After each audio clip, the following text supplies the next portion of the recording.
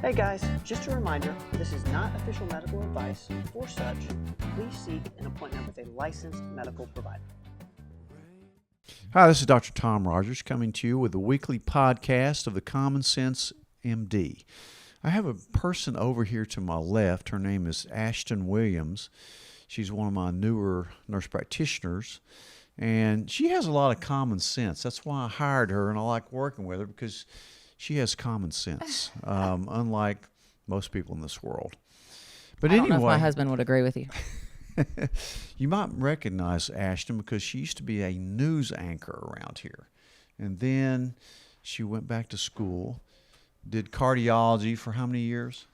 Year and a half. Year and a half? ER nurse, went into cardiology after grad school. So that was Okay. my, year and a half about What it. got you into medicine instead of when you were a broadcaster? And that's the funniest thing because people will always, when they find out I did broadcasting and then went into nursing, which is not always the most beautiful profession, it can get a little dirty. They say, how did you end up here? And I was like, well, I always loved medicine. But when I was younger, I was an athlete and, I was like, oh, school's hard. I don't want to do all that. And I always wanted to be Katie Couric when I was little. I always said, I'm going to be Katie Couric. She was good. I didn't make it to be Katie Couric, but then I decided when I got older that that's what I wanted to do. And you're never too old to go back to school. So I started all over, took all the basic classes. I had no science classes, so I had to take everything. And that's kind of what got me started in medicine. So that was your passion and is your passion, and you happen to be very good at it. Anything cardiology-wise comes up, we all call Ashton. Help! I want an opinion on this second-degree Winky Bach or whatever it is. You can't escape it. Now I've got that label. I'm the heart girl, that's okay, right? Well, yeah. Now you've turned into a hormone. I was gonna say I'm trying to make myself a hormone girl, but I'll always carry that X of the heart girl too. Well, that's a good thing. Heart disease is the number one killer, but we're talking about. Mostly, we do a lot of hormone, nutrition, prevention, weight loss. We do really every facet of medicine that makes you stay healthy and avoid having to go to the cardiologist. And that's our goal. Yes. So hopefully they never have to see their cardiologist again. Yeah. Well, it's very interesting the way medicine's headed. A lot of controversies about hormones, which we'll talk about today. The reason really I wanted to get you on here was, number one, to introduce you to everybody, all our subscribers and audience that we have, but also because you attended a conference that I wanted you to go to out in Arizona on hormones, and it was a very advanced conference. We've been doing bioidentical hormones for many, many years, male and female. But there's a lot of controversy about female hormones. Fortunately, it's becoming more mainstream. They're realizing, we've known it for decades, that hormones are good for you and not bad for you. Right. Don't be scared of hormones. Be scared of not taking hormones when you reach a certain age. Absolutely. Absolutely. But anyway, so tell me a little bit first about this conference and some of the things that really highlighted your trip. Yeah. So, I feel like a big sponge because, like you said, I came from traditional medicine. This is not something, and you came from traditional medicine back in the day. So this is not something you're taught. I didn't know anything about hormones. I never had talked about hormones, studied about hormones before, coming to here. And now I just feel so passionate and so excited about them. So this conference, Robin and I from Knoxville went out to in Scottsdale. Yeah. Also, Scottsdale was beautiful. I'd never been there. It's a great place. And it was all about women, all female hormones. The entire 3-day conference sold out, 500 and some people. And I would say 500 and some women, but there were men. There were some traditional practitioners there that basically stood up at the microphone and said, hey, I want to help people. I don't really know how to do this. I just I'm here to learn. So it was everything from obviously hormones and the importance and treating hormonal women, but supplemental health for hormonal women, vaginal health, sexual, everything. But it was all focused on women and how we treat them because for so long, we didn't treat them. Yeah. And it was fascinating to see the doctors there and how smart, and these were traditionally trained, a lot of traditionally trained physicians that have since integrated into functional and integrative health. And it was just fascinating to hear their stories and kind of reiterate the things that we're trying to do at performance medicine and get out there, but to also hear it from these, well-renowned doctors out there that are doing the same thing. It's amazing when you compare the way I practiced 20 years ago to the way I practice now. It's completely different. And I think doctors are finally starting to wake up and look at things a little bit deeper. When you go to a conference like an A4M conference, I'm always amazed at what a higher level it is than all the other conferences I used to go to. I mean, the people are just more with it. They're more researched. They even look different. I mean, And they're passionate. So they have all this research and data that they've collected that they go through, and they're like, these are the reasons why. This isn't just me up here talking and thinking, oh, this is what I think. They're very passionate. Like, we've got to be diligent and get this information out to people. And that's why when we talked about doing this, I was like, there's so much. We still get patients all the time that come in the office that are, Every day. kind of on reserved, or their doctor has said, hey, you can't have it. We can't do it. No, you're fine. Hormones are normal. How many times do your patients say, my doctor said my hormones are normal? And rarely. Every day. All the time. So it's just, especially for me, this is fascinating to see and kind of take it all in. And really, I feel like hormones now, I just want to change the world one hormone at a time, for women. Were you amazed at the kind of doctors and nurse practitioners, PAs that you saw compared to what you usually see? Oh. I mean, they're fit, right? Oh yeah, they're in tip-top shape. They just look healthy. They feel good. They're vibrant. They're full of life. They're just, it's not your typical, They kind of practice what they preach. Yes, exactly. And that's kind of where, when I came into this type of setting, that I really felt like I changed a lot about the things that I did personally, because I thought, I can't sit here and do these type of things. I want to practice the same. So that's when I came into the practice. I've tried all, and I want to know what it feels like so I can tell my patients. I'm like you. I would never do something with a patient I wasn't willing to do myself, and I do. It was astonishing to me when Dr. Marty Makery from Johns Hopkins, who's now in the current administration in healthcare in Washington, who's probably one of the most well-published, he's a surgeon, Johns Hopkins, doctors in the world. I mean, they don't question him. And he was one of the people that kind of came out about saying we were treating COVID in the wrong way, which they were. But he was on a morning show about a month ago, some of the women's talk shows nationwide.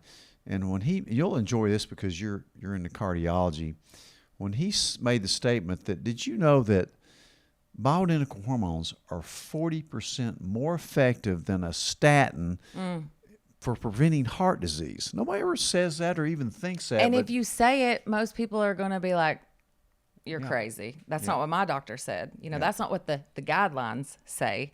But simple. That's like with this one doctor that stuck out so much. She was a breast surgeon and integrative oncologist, which automatically, hey, this is somebody that knows what she's doing. She's bringing everything into her treatment, which is exactly what we should do as practitioners, right? And she talked about being trained and the way she was trained and the way she practiced for the first 15 years of her life. And it was absolutely no hormones for anyone unless they are going to die without them. And if they have them, you take them away as quick as you can. And she practiced like that. And that was her, when she started, she was like, that's what I was taught. That's what the books said. That's what my mentors When the Women's said. Health Initiative came out, which is a very flawed study, it wasn't even a hormone study, it scared doctors and patients away from hormones because they cause breast cancer, which couldn't be further from the truth. They prevent breast cancer. Exactly. And that was one of the biggest things when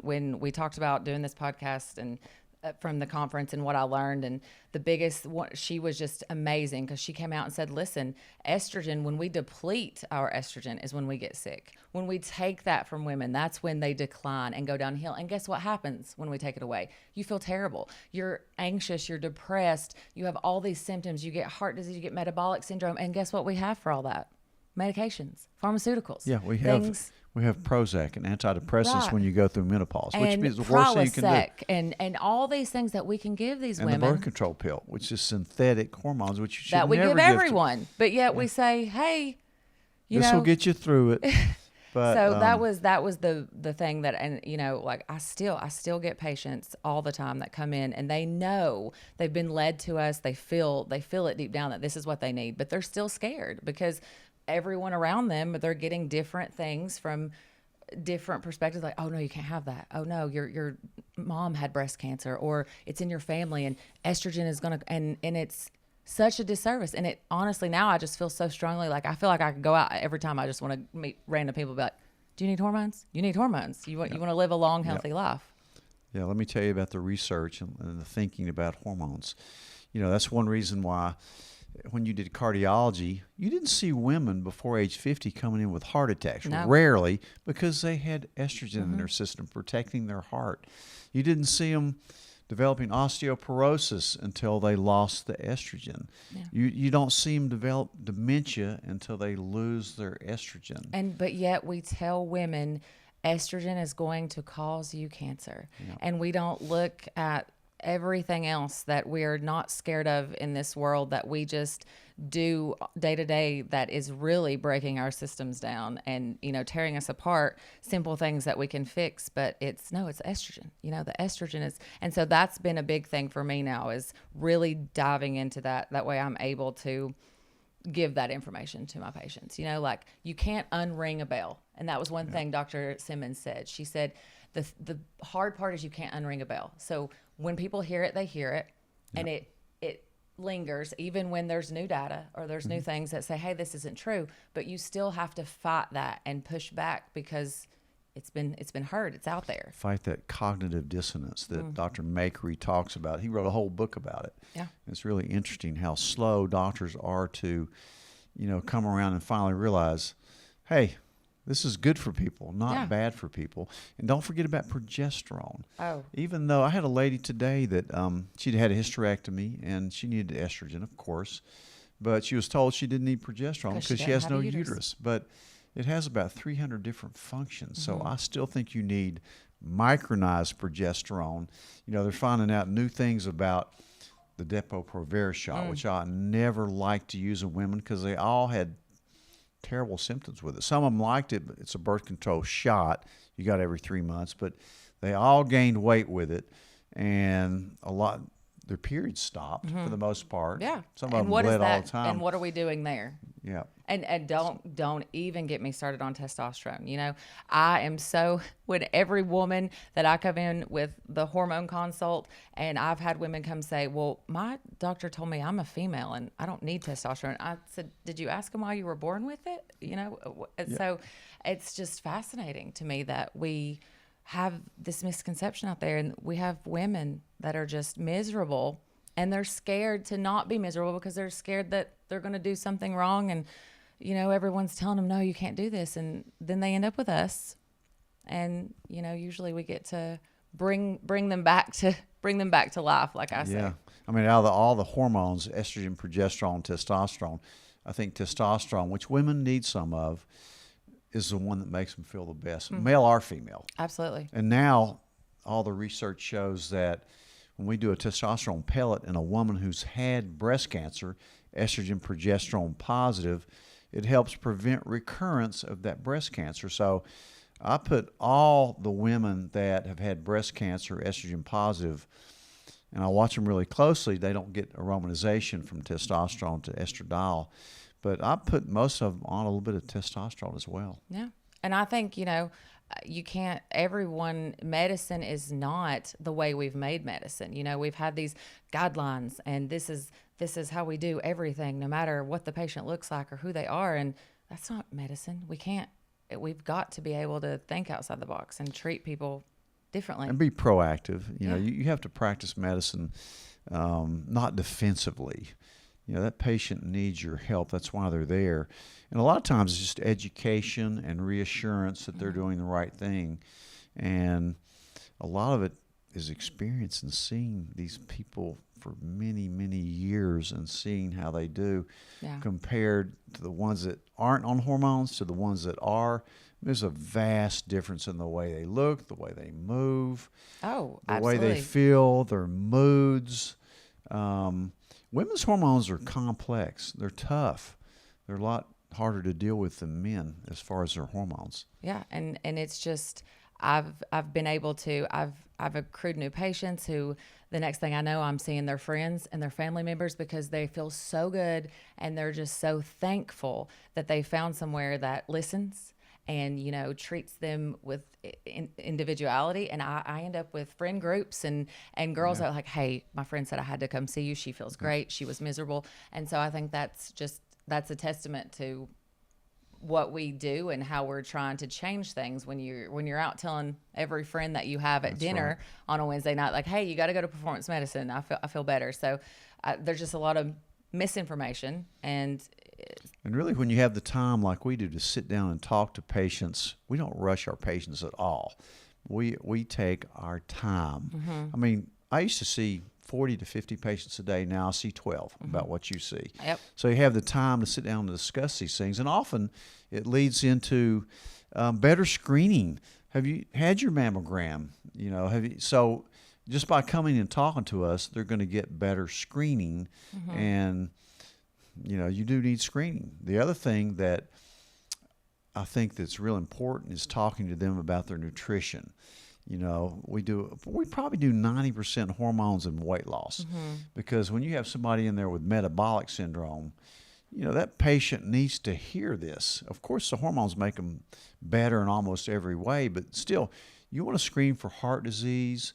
You want to and cancer. You don't make sure that patient is overall healthy. Right, big picture. And preventing the heart disease, which is paramount to what we do. It's the number one killer by far. And I think that, you know, when we take the big picture, and so it's like, hey, yes, you're having a hard time with weight loss. We need hormones on board. We need, you know, to support you, and we need to make sure that you're healthy and you're active and that we're doing the things for weight loss. And it's not just okay, well, you should restrict your calories. You know, like I've had women come and say, 15 years I've been trying to lose weight. And I'm like, at what point as a provider are we like, okay, something's not working, you know, and they're just so discouraged. It's kind of like hormones.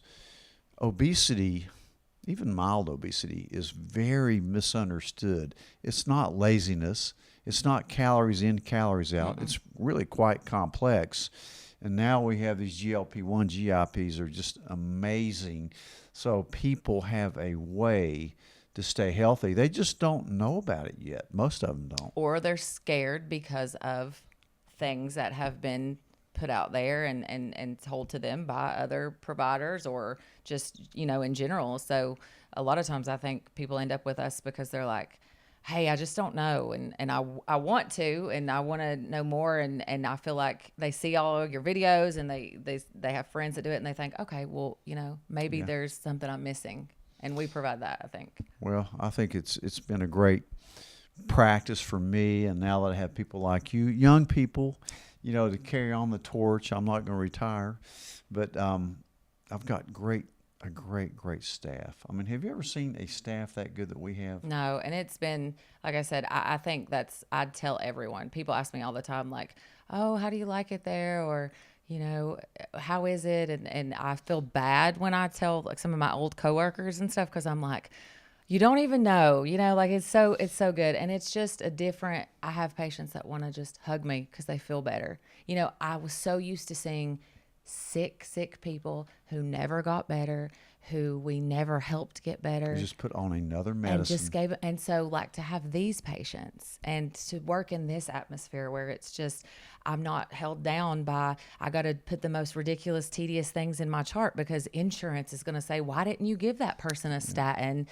You know, so it's just the whole environment of performance medicine it's really been life-changing for me. So I can't imagine ever going back away from this, because this has really been I've always wanted to be in medicine, but I didn't realize that it was this medicine. Well, I'm certainly glad that you are with us, and you're certainly a wonderful practitioner. Your patients love you, and you're so fun to work with, and we just appreciate everything you're doing.